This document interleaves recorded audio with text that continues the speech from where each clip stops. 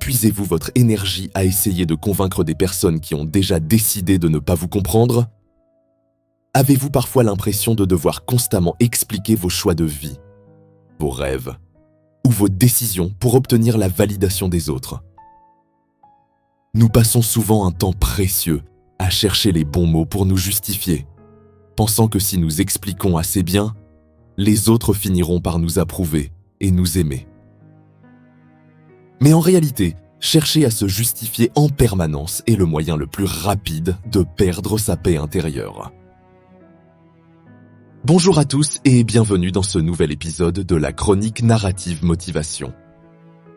Aujourd'hui, nous allons partager une histoire inédite qui va vous apprendre pourquoi vous n'avez pas besoin de l'approbation du monde entier et comment le silence peut devenir votre plus grand bouclier.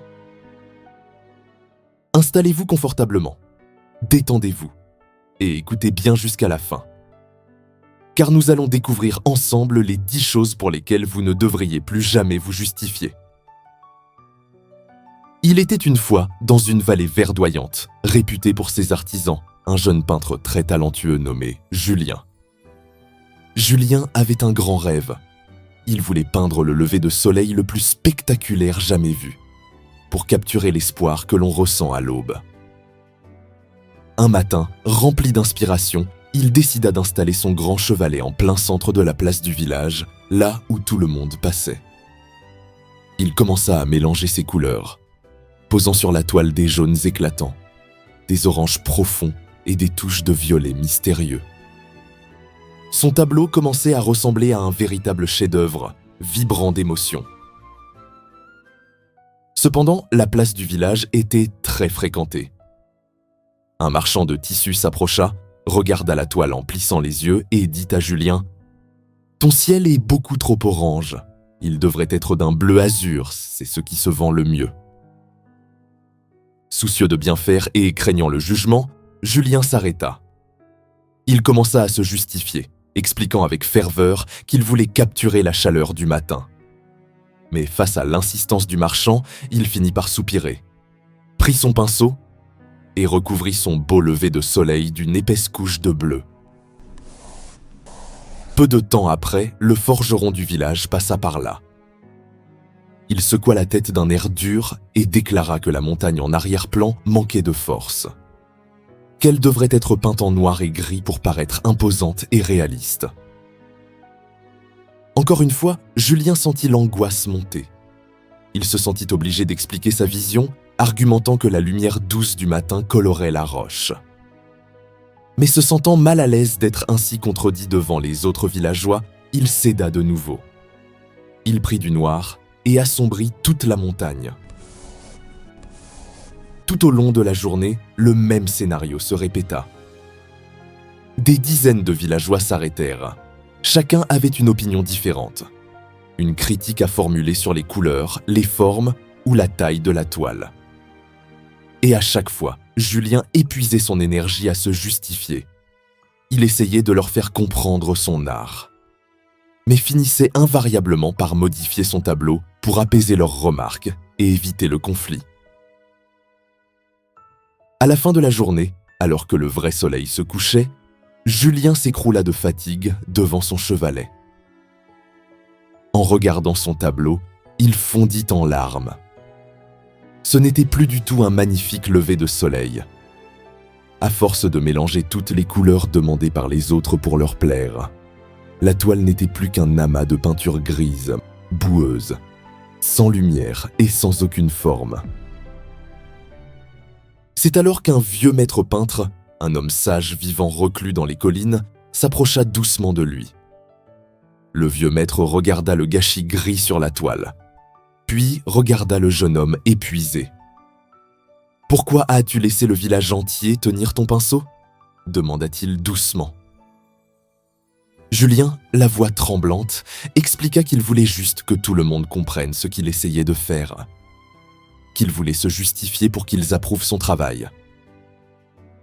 Le vieux maître sourit avec une infinie tendresse et posa une main bienveillante sur l'épaule de Julien. « Écoute-moi bien, mon garçon. Lorsqu'on passe son temps à se justifier auprès des autres, on leur confie le pinceau de sa propre vie. Chaque personne voit le monde avec ses propres lunettes, ses propres peurs et ses propres limites. Essayer de convaincre quelqu'un qui n'a pas ta vision, c'est essayer de peindre avec des couleurs qui ne vont pas ensemble. Les plus beaux chefs-d'œuvre se peignent dans le calme de son propre atelier, loin du bruit. Tu n'as aucune obligation de faire comprendre tes rêves à ceux qui ne font que passer. La morale de cette histoire, mes amis, est la clé d'une vie sereine. Votre vie est votre propre toile. Pour protéger votre chef-d'œuvre, le vieux maître nous enseigne qu'il y a 10 choses précises dans votre vie pour lesquelles vous ne devez plus jamais, au grand jamais, vous justifier. Les voici. Premièrement, vous n'avez pas à vous justifier sur vos rêves et vos ambitions. Vos rêves vous ont été donnés à vous, pas à eux. Si les autres trouvent vos objectifs trop grands ou irréalistes, c'est le reflet de leur propre peur, pas de vos limites. Deuxièmement, vous n'avez pas à vous justifier sur votre besoin d'être seul. Annuler une sortie parce que vous avez besoin de repos n'est pas un crime. Votre énergie est précieuse. Vous avez le droit de recharger vos batteries dans le calme, sans devoir inventer de fausses excuses. Troisièmement, vous n'avez pas à vous justifier sur vos choix financiers. Que vous choisissiez d'économiser chaque centime ou de dépenser votre argent dans une passion qui vous anime, cela ne regarde que vous. C'est le fruit de votre travail. Quatrièmement, vous n'avez pas à vous justifier sur votre situation amoureuse. Célibataire par choix, en couple sans vouloir d'enfant, ou marié jeune, la société adore imposer un calendrier. Mais rappelez-vous l'épisode précédent, vous êtes dans votre propre fuseau horaire. Cinquièmement, vous n'avez pas à vous justifier sur votre apparence ou votre corps. Votre style vestimentaire, votre poids, vos tatouages ou vos cheveux sont l'expression de votre individualité. Votre corps est votre temple, pas une exposition publique soumise au vote. Sixièmement, vous n'avez pas à vous justifier d'avoir coupé les ponts avec quelqu'un. Qu'il s'agisse d'un ami toxique ou même d'un membre de la famille, protéger votre santé mentale est une priorité. Vous n'avez pas à prouver aux autres pourquoi cette personne vous faisait du mal. Septièmement, vous n'avez pas à vous justifier de ne pas pardonner immédiatement.